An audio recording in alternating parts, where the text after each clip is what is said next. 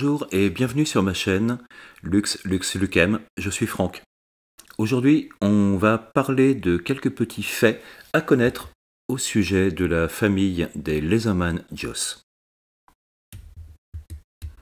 La série JAWS est la plus petite et la plus légère de tous les modèles multitool de chez Laserman.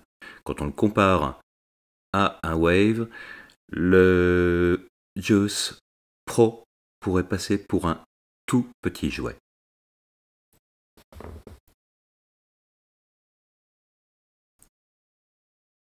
Sur la balance, on constate que le Wave pèse 240 grammes alors que le JAWS n'en pèse que 190. La différence est énorme. Laserman a réussi à obtenir cette différence de poids en ajourant l'intérieur de la plaque en acier qui constitue la poignée. Donc ils ont découpé des petits triangles à l'intérieur pour alléger au maximum le côté.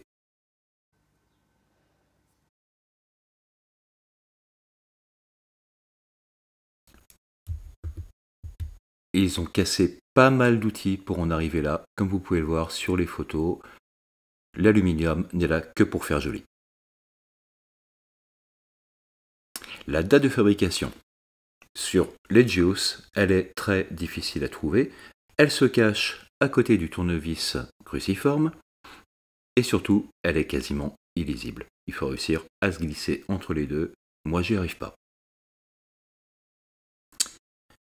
Pourquoi certains outils, les plus anciens, sont marqués Laserman USA, alors que les autres sont marqués Laserman Tools simplement. On peut même voir des modèles où le USA a été retiré, gratté, pour le cacher. Ça, c'est suite à un procès que Laserman a perdu parce que toutes les parties du couteau n'étaient pas fabriquées aux États-Unis. La logique des noms dans les Laserman JAWS. Normalement, c'est assez simple. On commence par des lettres, on finit par des chiffres. Les lettres désignent l'outil et les chiffres désignent les outils accessibles de l'extérieur du couteau, sans l'ouvrir. Donc, le C pour le tire-bouchon, corkscrew, le S pour les ciseaux, le K pour le couteau, le F pour la lime.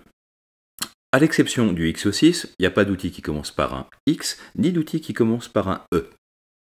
Et après, pour le comptage des outils accessibles par l'extérieur, ça devient compliqué.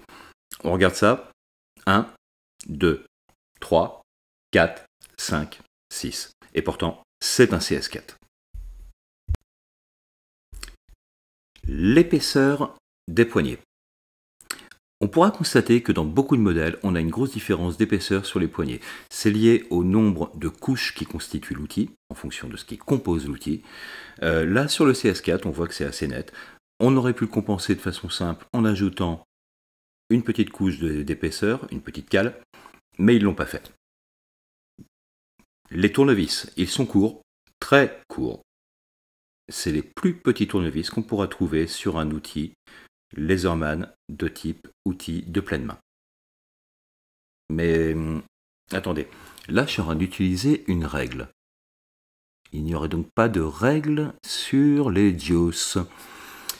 Comme vous pouvez le voir juste après, sur le Wave, il y a des règles. Sur tous les outils Laserman, il y a des règles. Pas sur le JAWS.